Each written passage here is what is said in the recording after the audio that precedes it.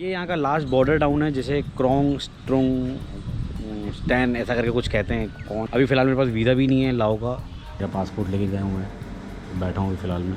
Fees तो पे कर दी है मैंने और फॉर्म फिल कर दिया है भाई। है तो सही यहाँ पे करप्ट, जो लिटरली पैसे तो मांगते हैं भाई। मेरी लाइफ की दूसरी लैंड बॉर्डर क्रॉसिंग है भाई।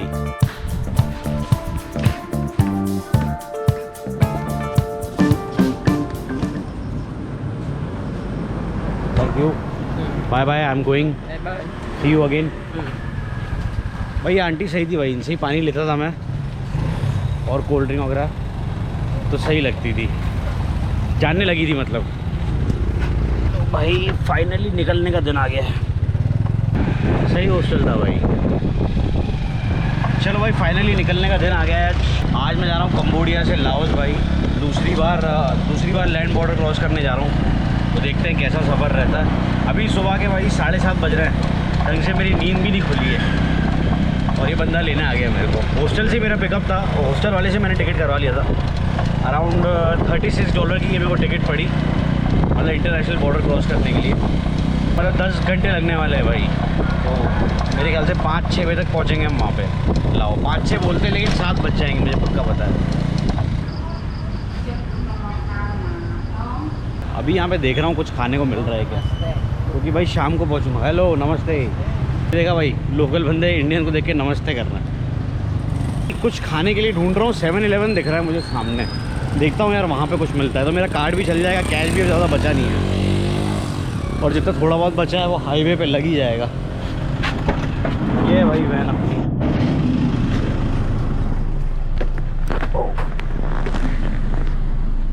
हाय भाई, जैसे ही 7-Eleven पे पहुंचा मैं, तो मुझे मालूम पड़ा कि मेरा कार्ड तो मैं वहीं भूल गया। फिर मैं कार्ड लेने आया, जैसे तो मालूम पड़ा ये वैन आ गई है। जो सामान वहाँ लेना था वो भी रह गया। बट ठीक है चलो, फिर निकल गए हम लोग फ़िलहाल यहाँ से। सीम रीप से निकल रहे हैं भाई। Bye bye to Siem Reap. 7-Eleven से अच्छा मैं सैंडविच लेने वाला था यार।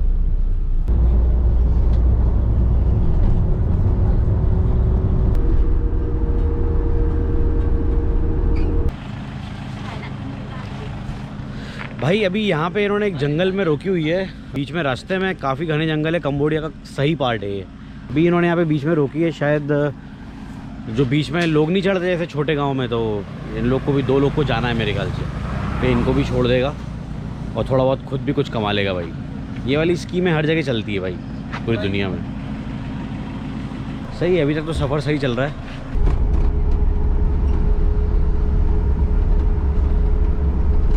इन्हें अभी यहाँ पे ढाबे पे रोकी हुई है। मैं ले रहा हूँ फ्राइड राइस, ज़्यादा कुछ तो लूँगा नहीं। अभी फ़िलहाल 3 घंटे हो गए निकल के सीम रिप से। ये एक छोटा सा कोई तो भी गांव है जहाँ इसने रोकी हुई ढाबे पे। Rice with eggs.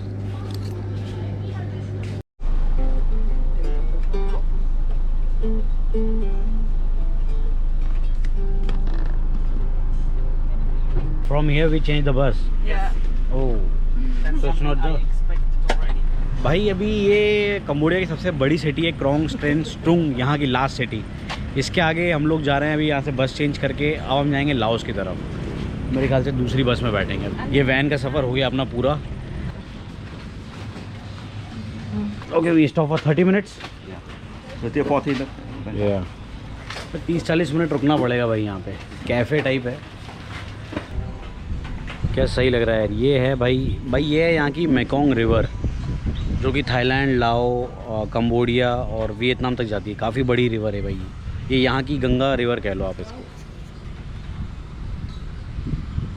ये यहाँ का लास्ट बॉर्डर टाउन है जिसे क्रोंग स्ट्रोंग स्टैन ऐसा करके कुछ कहते हैं। कौन ये बॉर्डर टाउन सबसे बड़ा बॉर्डर टाउन है यहाँ का लास्ट। मतलब इसके बाद अब आगे छोटे मोटे गांव पड़ेंगे एंड देन सीधे बॉर्डर एरिया आ जाएगा। उसके बाद हम सीधे एंटर मार जाएंगे। अभी फ़िलहाल मेरे पास वीज़ा भी नहीं है लाओ का, तो वीज़ा भी मैं जाके ऑन द स्पॉट ही लूँगा। तो देखते हैं कितना क्या चार्ज लगता है।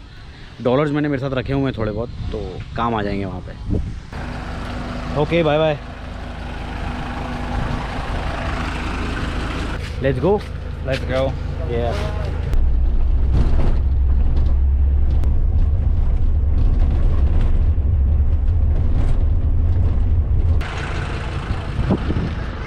भाई फाइनली वैन वाले ने हमें कंबोडिया के बॉर्डर पे छोड़ दिया है। ये है कंबोडियन बॉर्डर, उधर है इमिग्रेशन ऑफिस, और इमिग्रेशन वगैरह यहाँ से करते हैं और फिर आगे जाना है, लाओ के बॉर्डर तक जाना पड़ेगा पैदल चल के। कंबोडिया भी बहुत सही था भाई, मज़ा आ गया कंबोडिया में।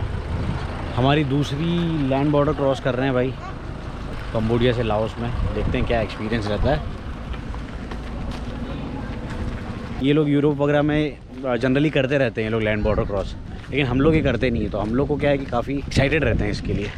जब वियतनाम से कंबोडिया आ रहा था भाई, तब तो बिल्कुल इजी सा इमिग्रेशन था, कुछ भी दिक्कत नहीं हुई, सब बस वाले ने हैंडल कर लिया। अभी यहाँ देखते हैं, यहाँ पे खुद जाना है, खुद ही बात करनी है, देखना पड़ेगा क्या रहता है सिस्टम, जो भी रहता है। चलो दिखाता हूँ। ये है कंबोडिया का इमिग्रेशन ऑफिस, और फिर हम पहुँचेंगे नो मैंस लैंड में, और फिर आगे जाके लाओ का इमिग्रेशन मिलेगा। चलो दिखाता हूँ। ये है भाई कंबोडिया का इमिग्रेशन ऑफिस। फाइनली कंबोडिया को बाय बोलने का वक्त आ गया है, चलते हैं।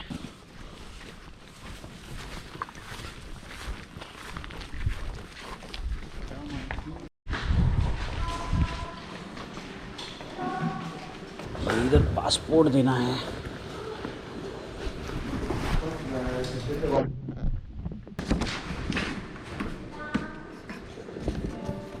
Sorry? Because there was written arrival, Yeah, but departure, or yeah. like goodbye or whatever. चलो भाई, कंबोडिया से तो एग्जिट स्टैंप लग गया है मेरा। काफ़ी इजी रहा भाई, कुछ भी वो नहीं रहा। लेकिन भाई जितना वीडियो में या कहीं पे सुना है, जितना हम वीडियो में देखते हैं सुनते हैं ना भाई, यहाँ के पुलिस वाले पैसे तो मांगते हैं भाई। अभी एक पुलिस वाला, जब जैसे ही मैंने बैगेज डाला, जब मैं वियतनाम से कंबोडिया आ रहा था, तब तो भाई बैग वैग कुछ चेक भी नहीं हुए, मतलब नॉर्मल सा था, बस जैसे आप आए वैसे निकल रहे हो। बट यहाँ पे इन्होंने कम से कम एटलीस्ट ये किया, बैग चेक किए, स्कैन करके देखे। बट वो जो पुलिस वाला था ना भाई, मुझसे टिप मांग रहा था, कह रहा था ओ टिप लिटिल बिट टिप। मैंने कहा भाई क्या को लिटिल बिट टिप, तेरे किस बात की टिप दूँ मैं भाई? है तो सही यहाँ पे करप्ट, जो हम देखते हैं ना, जो यूट्यूबर्स दिखाते हैं दूसरे कि भाई यहाँ पे पैसे मांगते हैं, लिटरली पैसे तो मांगते हैं भाई। ये देख लो भाई कंबोडिया का एग्ज़िट। फ़िलहाल ये गेट जैसे हम पार करेंगे, कंबोडिया एग्ज़िट हो जाएगा। सही रहा भाई कंबोडिया का सफ़र, बढ़िया है कंबोडिया भी भाई। आना चाहिए इंडियंस को, तो मैं रिकमेंड करूँगा भाई, आओ यहाँ पे। काफ़ी हिंदू टेम्पल्स हैं, काफ़ी हिंदू वाली चीज़ें हैं, देखो यहाँ पे आके मज़ा आएगा भाई। चलो भाई, ये रहा कंबोडिया का फाइनल चेक पोस्ट। इसके बाद हम लग जाएंगे नो मैंस लैंड, जो कि कंबोडिया का भी नहीं है और लाओ का भी नहीं है, बीच वाला पार्ट। ये रहा भाई कंबोडिया को बाय बाय बोलते हुए, बाय बाय कंबोडिया। और वहाँ पे मुझे दिख रहा है इंटरनेशनल बॉर्डर चेक पोस्ट लाओ। तो लाओ में एंट्री होने वाली भाई हमारी, सही है भाई। फ़िलहाल हम चल रहे हैं नो मैंस लैंड, मतलब इसे कोई भी क्लेम नहीं करता, ये बीच की जगह है। मेरी लाइफ की दूसरी लैंड बॉर्डर क्रॉसिंग है भाई, मैंने आज तक कभी नहीं करी इसके पहले। मतलब मैं नेपाल भी नहीं गया था कभी, और नेपाल तो हालांकि लैंड बॉर्डर बोलते भी नहीं है उसको, उसको कोई बॉर्डर बोलते हैं। जो मेरे फ्रेंड्स यूपी बिहार में रहते हैं, उनका कहना है भाई वो सुबह का खाना यहाँ इंडिया में खाते हैं, शाम का खाना नेपाल में खाते हैं, तो वो कोई बड़ी बात नहीं है। तो भाई अब देखते हैं यहाँ पे पुलिस वाले कितने पैसे मांगते हैं और क्या रहेगी फ़ीस, सारी चीज़ें बताता हूँ। क्या यहाँ पे मुझसे कोई पैसा मांगता है? लेकिन भाई कंबोडिया में तो मांगा मुझसे पैसा ज़्यादा, मतलब उसने फोर्स नहीं किया, बस उसने मुझे एक बोल के देखा कि कभी ये देता है क्या भाई। अगर मैं बकरा बन जाता तो उसकी तो मज़े आ जाती, $1-2 भी अगर मैं उसको दे देता, उसको मज़े आ जाता। चलो भाई, ये हो गई लाओ में एंट्री। चलो भाई, लाओ के चेक पोस्ट के अंदर तो हमारी एंट्री हो गई, मतलब लाओ के लैंड पर हमारी एंट्री हो चुकी है। सही है भाई, 1 महीना हो गया ऑलमोस्ट मुझे निकले हुए घर से। ये तीसरी कंट्री है मेरी कंटिन्यूस, मज़ा आ गया भाई। ये देख लो, Nong Nokhen international border check point, बढ़िया है भाई। Entry in Laos, wow, international border check point. ये सारी गाड़ियाँ खड़ी है लाओ में एंटर करने के लिए, इमिग्रेशन वगैरह करने के लिए। चलते हैं इमिग्रेशन करते हैं, फिर बताता हूँ क्या है। Hello, SIM card, let me enter first. मालूम बड़ा एंट्री नहीं मिली भाई, सिम खरीद के क्या करूँगा। सॉरी 1 भाई, अभी पासपोर्ट दिया और $40 दिए हैं। अब देखते हैं, 10 मिनट लगेंगे। मेरा पासपोर्ट लेके गए हुए हैं, बैठा हूँ फ़िलहाल में। फ़ीस तो पे कर दी है मैंने और फॉर्म फिल कर दिया है। चलो भाई, ये वीज़ा तो मिल गया मेरे को, स्टैम्प वीज़ा। वैन वाला बंदा मेरा वेट कर रहा है, तो वैन में जरा सामान रखता हूँ, फिर बताता हूँ क्या कहानी हुई। यहाँ से भी अपने को वीज़ा लग गया भाई, अपना स्टैम्प वीज़ा बढ़िया तरीके से लाओ में। और भाई जो सुना था ना भाई, उन्होंने $40 में काम नहीं किया, $2 मुझसे अपफ्रंट मांग लिए भाई सीधे। कोई टेंशन वाली बात नहीं है, मतलब सीधे उन्होंने बोल दिया कि भाई $2 आप दे दो, सिंपल आपकी एंट्री करो, कोई वाली बात नहीं है। ये देख लो भाई, एंट्री ऑफिशियली अपनी अब एंट्री हो गई है लाओ में। ये वाली वैन है जो अपने को ले जाने वाली है अंदर तक लाओ में। अभी मैं लाओ के एक शहर जा रहा हूँ, पाक से। यार लगेज नहीं, अभी मेरे साथ जो 2 यूरोपियन है, उन्होंने ऑनलाइन वीज़ा के लिए अप्लाई किया हुआ था। उन्होंने ई वीज़ा भाई ले रखा था यहाँ का, बट बॉर्डर पे आके उनको बोल दिया कि भाई आपका वो वीज़ा वैलिड नहीं है, आपको यहाँ पे लेना पड़ेगा। मतलब ये वाले चेक पोस्ट से आप इस वीज़ा से नहीं निकल पाओगे। आपको अगर ये ई वीज़ा से निकलना है तो आप दूसरे चेक पोस्ट से जाना पड़ेगा। अब वो एक्स्ट्रा पे कर रहा है, उसने एक बंदे के लिए आई गेस €30 पे किया था ई वीज़ा के लिए। तो वो 2 लोग हैं, तो उनके 60 यूरो तो भाई कोई काम के ही नहीं रहे। अब यहाँ पे वो लोग और $40 पे करेंगे, $2 उनको अपफ्रंट सामने से वो मांगेंगे। तो ऐसा करके भाई थोड़ा सा करप्ट तो है यहाँ पे, बट ठीक है यार भाई, इजीली काम हो गया। बाकी ऐसा कुछ जो एक हवा बनाते हैं कि भाई बहुत पंगा होता है, ऐसा कोई पंगे वाली कोई बात नहीं है, नॉर्मल सी चीज़ है। फ़िलहाल शाम के 4 बज रहे हैं भाई। सुबह 8 बजे हम लोग निकल गए थे, 8:30 पे वो वैन आ गई थी जहाँ से मैं 7-Eleven से लेने वाला था कुछ खाने के लिए, पर ले नहीं पाया। तो अभी फ़िलहाल बज गए 4, मतलब 6-7 घंटे तो हमारे कंप्लीट हो चुके हैं। 10 घंटे की जर्नी बता रहे थे, तो मेरे ख्याल से पाक से मैं पहुँचूँगा 2-3 घंटे और, 7 बजे तक पहुँच जाऊँगा जहाँ तक है पाक से। लेट्स सी क्या रहता है भाई। लाओ में और कंबोडिया में भी काफ़ी फ़र्क है एक्चुअली। कि कंबोडिया में जैसे मैंने आपको बताया था कि वहाँ पे कॉन्स्टिट्यूशनल मोनार्की चलती है, मतलब राजा का राज है वहाँ पे। बट लोग इलेक्ट करते हैं, जो प्राइम मिनिस्टर बनता है उसकी पावर मेन रहती है राजा से ज़्यादा। बट राजा को भी कुछ सर्टेन पावर्स उसके हक में रहती है। बट जो लाओ है, लाओ फुली कम्युनिस्ट कंट्री है, जस्ट लाइक चाइना। ये सब गाड़ियाँ मेरे ख्याल से लाओ से कंबोडिया छोड़ने के लिए आई है बंदों को। अपने इंडियन भाइयों से कहना चाहता हूँ, या मेरे व्यूअर जितने भी इंडिया के बाहर के भी, भाई ये वाली रूट पे ट्रैवल करो भाई, बहुत चीप है और बहुत सही ट्रैवल है भाई यहाँ पे। मतलब मज़ा आ जाता है, लिटरली बहुत इजी ट्रैवल है, कोई दिक्कत नहीं है। और इंडियंस की वैसे भी यहाँ पे काफ़ी ज़्यादा इज्जत है। कुछ छपरी इंडियन के कारण तो भाई इंडियन बदनाम होते ही हैं, बट वैसे इंडियन की यहाँ पे इज्जत अच्छी है भाई। ये लोग मानते हैं इंडियंस को कि हाँ भाई। लाओ के अराउंड इंडियन 1 रुपये के लाओ के होते हैं अराउंड 265 रुपीज़ कुछ। लाओ किफ हो जाते हैं, किफ बोलते हैं इसको, KIP लिखते हैं लेकिन बोलते हैं किफ है, किफ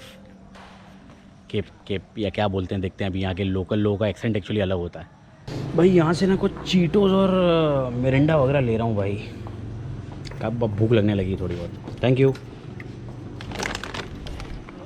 यहाँ से मैंने चीटोज़ और मिरिंडा वगैरह ले लिया, सही है, ठीक है। चीटोज़ हैं 20,000 किफ के, और मिरिंडा है 15,000 की, मतलब 60-65-70 रुपये का। ठीक है यार भाई, अपना काम तो जल्दी हो गया, लेकिन कभी कभी ना कुछ लोग को बहुत ज़्यादा ही टाइम लग जाता है, जैसे अभी अपने दोस्तों को लग रहा है। पता नहीं क्या हो गया इन लोग को। What happened? Huh? What happened? They don't want to accept this. They're playing with us. They don't want to accept the $10 because it's dirty. Why are they doing this? I don't know where the girl left that changed the money. The smiling girl. This one. भाई इनके साथ यही हो रहा है कि इनके पास valid visa है लेकिन इनको एंट्री नहीं दे रहे, और कह रहे हैं भाई। और अभी इनके $10 है, जब भी वो कह रहा था, तो जिस पर थोड़ा सा दाग लगा है तो कह रहे हैं ये एक्सेप्ट नहीं करेंगे। तो वो कह रहे हैं they are playing with us. बेचारे परेशान हो गए भाई, सच में। आधा घंटा हो गया यहाँ पे खड़े हुए, सिर्फ इन्हीं के चक्कर में हम लोग रुके हुए हैं अभी तक, नहीं तो अभी तक तो निकल जाते हैं भाई। अभी भी हम लोग यहीं अटके हुए हैं। वो बंदा, अभी मैंने उसको आइडिया दिया, मैंने कहा भाई यहाँ पे कोई, मैंने उसको बोला भाई तू वहाँ चले जा, किसी ऑफिशियल से बोल दे, वो तेरा नोट चेंज कर देगा। तू यहाँ पे दूसरों को पूछेगा, यहाँ पे वो परेशान होगा। ये वाले नाटक रहते हैं भाई, किसी किसी के साथ पंगे होते हैं। तो ये सारी चीज़ें क्लियर करके आओ, कोई दिक्कत नहीं। बाकी मैं तो ईजीली भाई, मेरा तो हार्डली 15 या 20 मिनट लगे मेरे तो। यहाँ से आया, जब से यहाँ पे आया था उसके बाद से जब तक मेरे को वापस पासपोर्ट मिल गया, 15 मिनट लगे हार्डली।